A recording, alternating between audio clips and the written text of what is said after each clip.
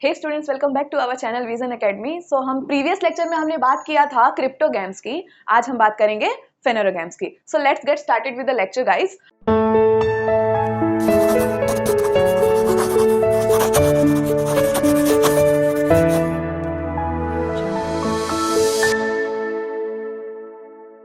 Start करते हैं फेनोरोगेम्स। फेनोरोगेम्स को क्या कहते हैं? Flowering plant. ठीक है, दीज प्लांट्स प्रोड्यूसेस फ्लावर, सो हम इसे कहते हैं फ्लावरिंग प्लांट्स। नेक्स्ट पॉइंट देखें, रिप्रोड्यूस बाय फॉर्मिंग सीड्स। ये जो प्लांट्स होते हैं ये सीड्स भी प्रोड्यूस करते हैं, इसीलिए हम इन्हें फेनोरोगेम्स की कैटेगरी में रखते हैं। ये जो प्लांट्स होते हैं ये काफी ज्यादा इवॉल्व प्लांट्स होते हैं। आगे हम इनके और भी चीजें डिस्कस करते हैं। सो जो फेनोरोगेम्स होते हैं ये दो पार्ट में डिवाइड होते हैं, जिम्नोस्पर्म्स एंड एंजियोस्पर्म्स। तो पहले हम ये दोनों टर्म को समझते हैं। देखते हैं जिम्नोस्पर्म का मतलब क्या होता है। जिम्नोस्पर्म में जिम्नोस का मतलब होता है नेकेड और स्पर्मा का मतलब होता है सीड्स। ठीक है, तो इसलिए जिम्नोस्पर्म्स का मतलब होता है ऐसे प्लांट्स जिनके जो सीड्स होते हैं वो नेकेड होते हैं। नेक्स्ट बात करें एंजियोस्पर्म की, तो एंजियोस्पर्म में एंजियोस का मतलब होता है कवर्ड और स्पर्मा का मतलब होता है सीड्स। तो ऐसे प्लांट्स जिनके जो सीड्स हैं वो कवर्ड हैं। अब कवर्ड किससे होंगे? फ्रूट से कवर्ड होंगे। तो ऐसे प्लांट्स जो जिनके जो सीड्स होते हैं वो फ्रूट्स में इनक्लोज्ड होते हैं, हम उन्हें कहते हैं एंजियोस्पर्म्स। तो हम स्टार्ट करते हैं जिम्नोस्पर्म की कैरेक्टरिस्टिक्स को देखते हैं।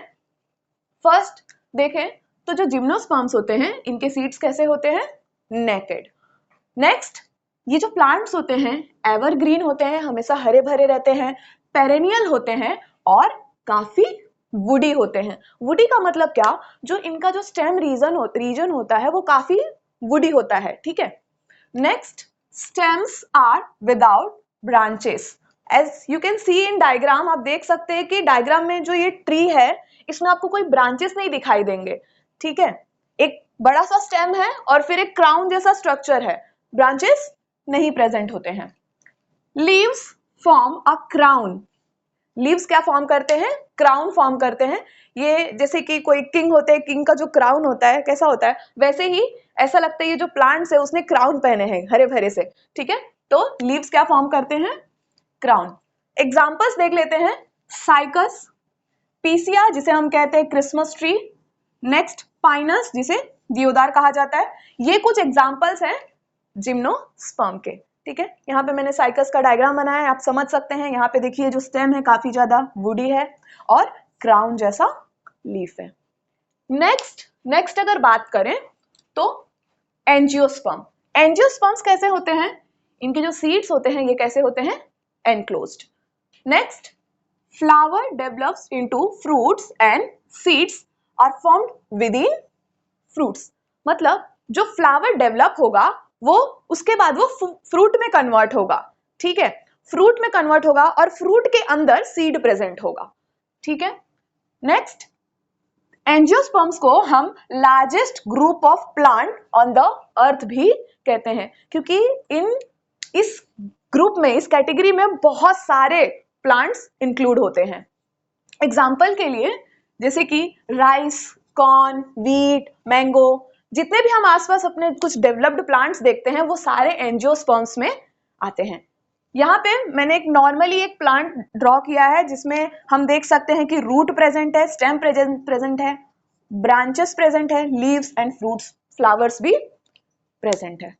ठीक है, तो हमने डिस्कस किया फेनोरोगेम्स में जिम्नोस्पर्म एंड एंजियोस्पर्म। अब हम देखेंगे कि ये जो एंजियोस्पर्म है ये फर्दर क्लासिफाई होता है। एंजियोस्पर्म को हम दो पार्ट में क्लासिफाई कर सकते हैं, डाइकोटिलिडोन्स और मोनोकोटिलिडोन्स।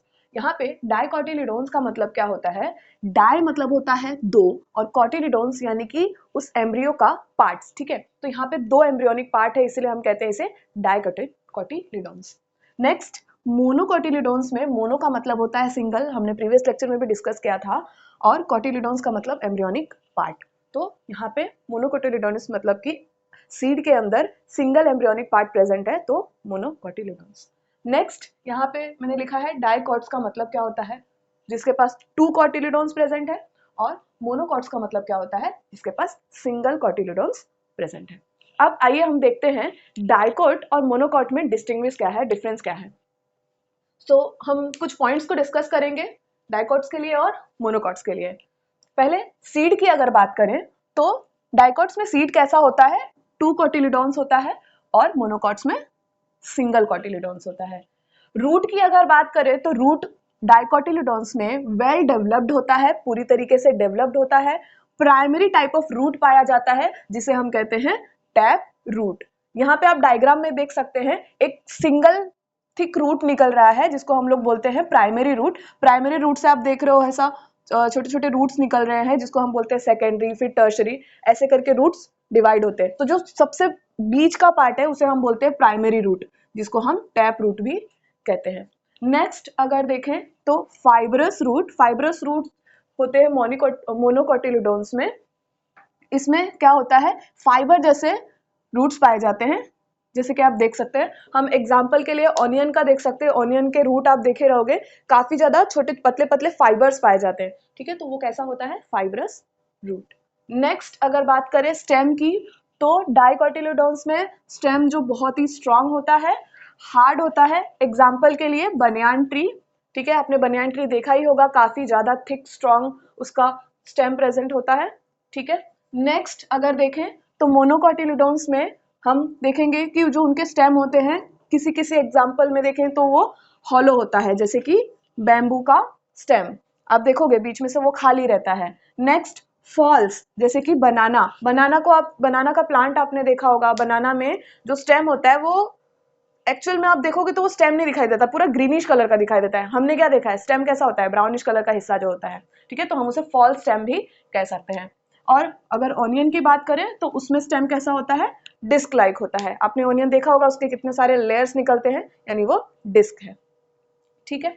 नेक्स्ट अगर देखें तो लीफ, डाइकोटिलिडोन्स में लीफ कैसा होता है, रेटिकुलेट वेनेशन शो करता है, ठीक है। यहाँ पे आप डायग्राम में देख सकते हो लीफ कैसा है, रेटिकुलेट वेनेशन शो कर रहा है। बीच में एक काफी बड़ा सा वेन जा रहा है, उसके बाद साइड साइड से दूसरे छोटे वेन्स जा रहे हैं। नेक्स्ट मोनोकोटिलिडोन्स में जो लीफ होते हैं वो पैरेलल वेनेशन शो करते हैं, यानी कि सारे वेन्स जो हैं वो एक ही डायरेक्शन में जा रहे हैं, पैरेलली जा रहे हैं। यहाँ पे हम डाइकोटिलिडोन्स के लीफ और मोनोकोटिलिडोन्स के लीफ को एग्जाम्पल से समझते हैं। यहाँ पे देखिए मैं आपको डाइकोटिलिडोन्स का लीफ दिखा रही हूँ। आप देख सकते हो बीच में एक काफी थिक सा वेन जा रहा है और उसके बाद ऐसा वेन्स जा रहे हैं, ठीक है, डिफरेंट डायरेक्शन में, ठीक है। तो ये एग्जाम्पल है डाइकोटिलिडोन्स के लीफ का।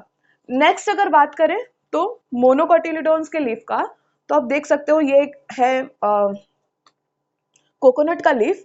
कोकोनट के लीफ में आप देख सकते हो कि सारे जो वेन्स है वो कैसे जा रहे हैं, पैरेलली जा रहे हैं। आप देख सकते हैं पैरेलली वेन्स जा रहे हैं, तो ये किसका एग्जांपल है, मोनोकोटिलिडोन्स का।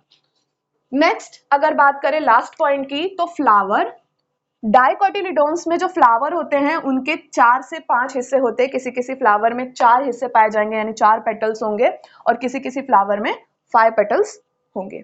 नेक्स्ट अगर देखें मोनोकोटिलिडोन्स की, तो मोनोकोटिलिडोन्स में जो फ्लावर के जो पेटल्स होते हैं या जो हिस्से होते हैं वो 3 होते हैं, जैसा कि आप डायग्राम में देख सकते हैं। तो ये था डिस्टिंग्विश हमारा डाइकोटिलिडोन्स और मोनोकोटिलिडोन्स का। ऐसा करके हमारा जो चैप्टर है वो कंप्लीट होता है। लेकिन मैं आपको एक और चीज दिखाना चाहती हूँ।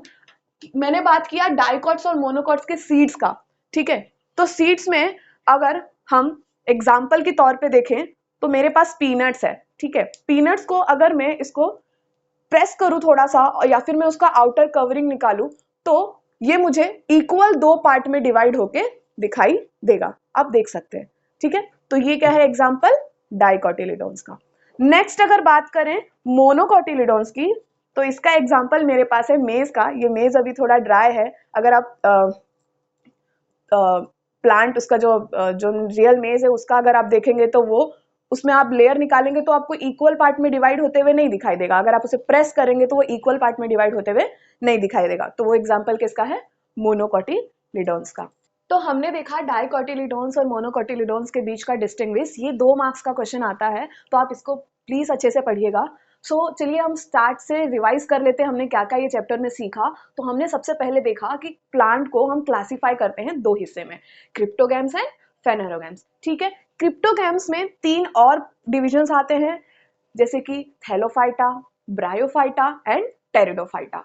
हमने देखा जो थैलोफाइटा होते हैं काफी लोअर प्लांट्स होते हैं, पानी में पाए जाते हैं, ठीक है। फिर हमने और आगे देखा ब्रायोफाइटा के बारे में। ब्रायोफाइटा क्या होता है, वो मॉइस्ट सॉइल में ग्रो करते हैं, उन्हें स्पोर को फॉर्मेशन के लिए या फिर हम कह सकते हैं कि रिप्रोडक्शन के लिए थोड़ा पानी की रिक्वायरमेंट होती है। नेक्स्ट हमने देखा था टेरिडोफाइटा। टेरिडोफाइटा को मैंने क्या कहा था, ट्रू टेरेस्ट्रियल प्लांट्स, ठीक है। तो ये जो प्लांट्स होते हैं ये पूरी तरीके से जमीन पे पाए जाते हैं और इनमें हमें थोड़ा और एडवांसमेंट यानी कि जाइलोम एंड फ्लोएम्स देखने मिलते हैं। तो ये था हमारा कैटेगरी क्रिप्टोगैम्स की। नेक्स्ट हमने क्या बात किया था, फेनेरोगैम्स। फेनेरोगैम्स से हमने देखा था जिम्नोस्पर्म एंड एंजियोस्पर्म, ठीक है। जिम्नोस्पर्म में हमने देखा था कि जो प्लांट्स होते हैं वो कैसे होते हैं, काफी उनकी जो हाइट होती है छोटी होती है, काफी एवरग्रीन प्लांट्स होते हैं और उनके जो स्टेम रीजन है काफी वुडी यानी कि लकड़े का होता है, वो थिक होता है, ठीक है। नेक्स्ट हमने क्या देखा था, एंजियोस्पर्म। एंजियोस्पर्म में हमने देखा था कि ये जो प्लांट्स होते हैं काफी ज्यादा डेवलप्ड प्लांट है, ये काफी ज्यादा डाइवर्स होते हैं, यानी कि अगर हम नेचर में बात करें तो ये जो प्लांट्स होते हैं बहुत ही ज्यादा मात्रा में पाए जाते हैं। फिर हमने एंजियोस्पर्म को फर्दर क्लासिफाई किया था उसके सीड के अंदर प्रेजेंट पार्ट्स के हिसाब से, ठीक है, जैसे कि डाइकोटिलिडोन्स और मोनोकोटिलिडोन्स। फिर हमने लास्ट में ये दोनों भी डाइकोटिलिडोन्स और मोनोकोटिलिडोन्स का डिस्टिंग्विश देखा। सो ऐसा करके हमारा चैप्टर कंप्लीट होता है। आई होप आपको अच्छे से समझ में आया होगा चैप्टर्स को। आप अच्छे से रिवाइज कीजिए। नेक्स्ट क्लास में हम 7 चैप्टर स्टार्ट करेंगे। That's it today's lecture guys. अगर आपको चीजें अच्छे से समझ में आई हैं तो आप वीडियो को लाइक कीजिए, चैनल को सब्सक्राइब कीजिए और शेयर करिए जितना ज्यादा हो सके। हम नेक्स्ट क्लास में नेक्स्ट चैप्टर स्टार्ट करेंगे जो कि है हमारा 7th चैप्टर। आई होप आपको चीजें अच्छे से क्लियर हो गई होंगी। Thank you so much.